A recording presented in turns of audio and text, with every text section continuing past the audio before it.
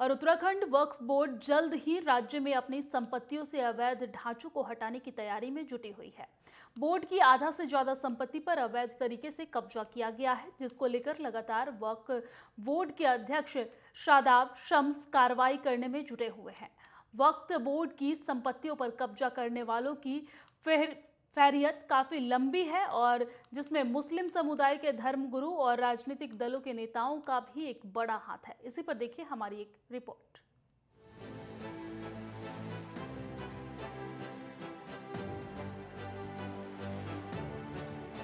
उत्तराखंड में अवैध कब्जे को लेकर धामी सरकार पहले से ही सख्त दिखाई दे रही है। अब ये सख्ती वक्फ बोर्ड की संपत्तियों पर हुए अवैध कब्जे को लेकर भी देखने को मिलेगी।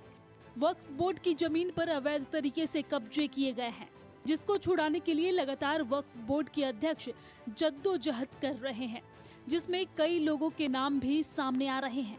रुड़की और देहरादून में भारी तादाद में वक्फ बोर्ड की जमीन पर अवैध कब्जा किया गया है। शादाब शम्स के बयान के बाद लोगों में आस जगी है। वक्फ बोर्ड की जमीनों पर कब्जा देहरादून से लेकर रुड़की के पिरान कलियर तक अवैध तरीके से किए गए हैं, जिसको हटवाने को लेकर लगातार काम किया जा रहा है। ऑब्जेक्शन देने के लिए स्टेट गवर्नमेंट को कहा कि वो वक्फ से ऑब्जेक्शन ले। देखिए कमाल की बात ये रही कि 1984 में वक्फ को ऑब्जेक्शन देने थे, लेकिन वक्फ ने ऑब्जेक्शन ही नहीं दिए 1998 तक। और 1998 में ऑब्जेक्शन स्टेट गवर्नमेंट ने वक्फ से लेने के बजाय सज्जादों से पुनः लिए, और ऑब्जेक्शन लेने के बाद फिर से उस जमीन पर सीलिंग लगा दी गई, जिसकी अपील वक्फ बोर्ड को दायर करनी थी। वक्फ बोर्ड ने कोई अपील दायर नहीं की। मामला अभी भी माननीय उच्च न्यायालय में विचाराधीन है।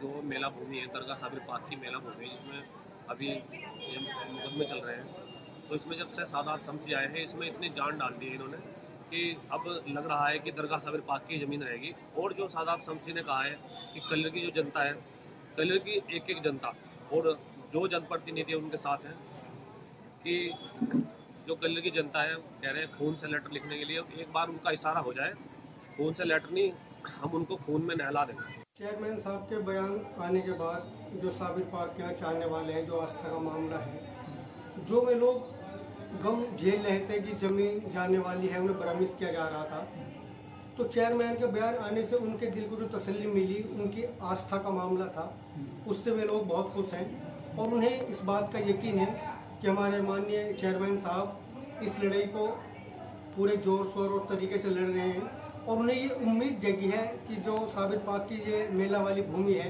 इसे चेयरमैन साहब बचा लेंगे। वक्फ बोर्ड के अध्यक्ष शादाब शम्स ने बताया है कि कांग्रेस के एक बड़े नेता हैं, जिन्होंने लगभग 200 बीघा जमीन के ऊपर अपना कब्जा जमाया हुआ है, जिसको लेकर वक्फ बोर्ड के द्वारा कई धाराओं में उनके खिलाफ मुकदमा भी दर्ज किया गया है। उनका मानना है कि सेटिंग कटिंग के जरिए जमीन को खोर्द बोर्द करने का काम किया गया है। वहीं देहरादून जनपद में 100 बीघा जमीन पर उत्तर प्रदेश से आए लोगों ने कब्जा किया है। वक्फ बोर्ड की ज़मीनों पर काफ़ी लंबे समय से अवैध कब्जे हो रहे हैं, जिसको लेकर उत्तराखंड सरकार के द्वारा कार्रवाई की जा रही है। हमारे साथ इन सब बातचीत के लिए वक्फ बोर्ड के अध्यक्ष शादाब शम्स जी हमारे साथ मौजूद है। इनसे बातचीत करेंगे कि किस तरीके की कार्रवाई इनके द्वारा जो है वो की जा रही है। सर, पहले तो बहुत बहुत स्वागत है आपका नेटवर्क 10 पर। बहुत धन्यवाद। सर, किस तरीके की कार्रवाई, क्योंकि काफ़ी लंबे समय से वक्फ बोर्ड की ज़मीनों पर ये अवैध कब्जे किए जा रहे हैं, और अब आपने जब से कमान संभाली है लगातार कार्रवाई इन पर हो रही है। अभी भी ऐसी कई ज़मीनें हैं जिन पर कार्रवाई होनी बाकी है, क्या कुछ एक्शन आपकी तरफ? देखिए, वक्फ बोर्ड एक बहुत बड़ी संपदा है, लेकिन अगर हम कहें ये लूटी हुई रियासत है, और जैसे सड़े हुए मांस को गिद्ध नोच नोच के खाते हैं, ऐसे वक्फ बोर्ड को भ्रष्ट लोगों ने नोच नोच के खाया है। ये यतीमों का, मिस्कीनों का, बेवाओं का, विधवाओं का हक था, लेकिन लोगों को जिस तरह से लोगों ने इसमें भ्रष्टाचार किया है वो बहुत शर्मनाक है। और मैं कह सकता हूँ कि अकूत संपदा पे जिस तरह से अब चीज़ें निकल के सामने आ रही हैं कि बड़े बड़े नेताओं के, बड़े बड़े माफियाओं के कब्ज़े हैं, तो उससे कहीं ना कहीं ये दिखा है कि ये सब सेटिंग वेटिंग से लुटवाया गया है। अगर देखें तो 22 साल के इस पीरियड में वक्फ बोर्ड पहली बार किसी भारतीय जनता पार्टी के कार्यकर्ता के पास आया है, नहीं तो 18 महीने के लिए बीच में एक बार कांग्रेस के पास नहीं रहा, नहीं तो पूरे लंबे कार्यकाल तक कांग्रेस के पास वक्फ बोर्ड रहा। और मैं ये कह सकता हूँ कि अभी हमने अकबर अहमद डम्पी जो संजय गांधी जी के साथी रहे हैं, जो बहुत बड़े बाहुबली हैं, सांसद रहे हैं, उनका एक पौने 200 बीघा लगभग ज़मीन के ऊपर उनका कब्ज़ा है। 1 दर्जन से ज़्यादा धाराओं में उनके ख़िलाफ़ मुकदमे किए हैं। उन्होंने कैसे फ़र्ज़ी तरीके से उसकी रजिस्ट्री कराई है, वो सारा उसमें 420 धारा भी शामिल की गई है। तो ये बात क्लियर है कि सेटिंग गेटिंग से ज़मीनों को खुर्द-बुर्द किया गया है ना। उसके अलावा भी देहरादून में देखा जाए तो लगभग 100 बीघे ज़मीन है, कब्रिस्तान है, उसके ऊपर बिजनौर पता नहीं कहाँ कहाँ से लोग आए हैं, उनके मकान बने हुए हैं, उनके कब्ज़े हैं। हमारा मानना है कि भाई ये वक्फ की ज़मीन है, इसके ऊपर इस तरह से कब्ज़े की इजाज़त नहीं देंगे। आपको ज़मीन चाहिए, मरने के बाद आइए, 6x4 का कब्र के लिए आपको ज़मीन चाहिए, उसका हक आपका है, वो हम देंगे। लेकिन वक्फ की ज़मीनों को, इन कब्रिस्तानों को इस तरह से इंक्रोच नहीं होने देंगे, बिल्कुल नहीं। किसी कीमत पे कब्ज़े बर्दाश्त नहीं किए जाएंगे। तो एक तरह से खुला नंगा नाच हो रहा है। उन लोगों से पूछिए ना जिन्होंने अपनी जायदादों को, अपनी प्रॉपर्टी को ऊपर वाले के नाम पे दान दिया होगा, कितना बड़ा दिल होगा उसका, क्या आप लोगों के लिए दान दिया उसे? ऐसे ये बिल्कुल गलत है, इसे बर्दाश्त नहीं किया जाएगा। और हालात ये हैं कि बद से बदतर की तरफ हम जा रहे हैं। हमारे धर्मगुरु जिन्हें हम अपने सरों के ताज कहते हैं, वो चोरी और मक्कारी पे आ गए। कलियर बाबा साबिर पाक की दरगाह पे कलियर शरीफ के अंदर लगभग पौने 200 बीघे ज़मीन ऐसी है जहां मेला लगता था, जहां उर्स लगता था।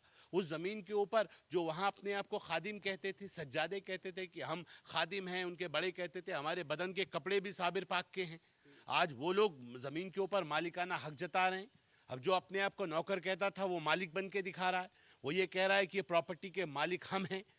और उन्होंने वक्फ बोर्ड के अधिकारियों के साथ, कर्मचारियों के साथ इस लंबे टेन्योर में मिलकर सेटिंग गेटिंग करते रहे और वक्फ बोर्ड मुकदमा हारता रहा और वो जीतते रहे। हालात बद से बदतर की तरफ गए हैं कहीं ना कहीं। और इसमें बिल्कुल साफ है कि चीज़ें बहुत ख़राब हुई हैं, बहुत ज़्यादा ख़राब हुई हैं। और सेटिंग गेटिंग के साथ जिस तरह से अपने नाम पे उन्होंने दर्ज कराया है मामले को, वो बताता है कि भ्रष्टाचार चरम पे रहा होगा, सेटिंग, आँख की शर्म पूरी तरह से ख़त्म हो गई होगी। तो ये चिंता का विषय है। हम लोगों ने कसम खाई है कि जब तक हम यहाँ हैं तब तक ईमानदारी के साथ इस लड़ाई को लड़ेंगे, इस ज़मीन के 1 इंच को भी नहीं जाने देंगे। देहरादून से लेकर रुड़की तक वक्फ बोर्ड की जमीन पर कब्जा देखा जा रहा है, जिसको हटाने के लिए सरकार ने आदेश दे रखा है। रुड़की के पिरान कलियर में वक्फ बोर्ड के 200 बीघे जमीन पर अवैध कब्जा करने वाले लोग मालिकाना हक जता रहे हैं, जो कि पूरी तरह से गलत है। अब देखने वाली बात होगी सरकार की पहल पर वक्फ बोर्ड की सैकड़ों बीघे जमीन कब कब्जा मुक्त होती है। Bureau report, network 10।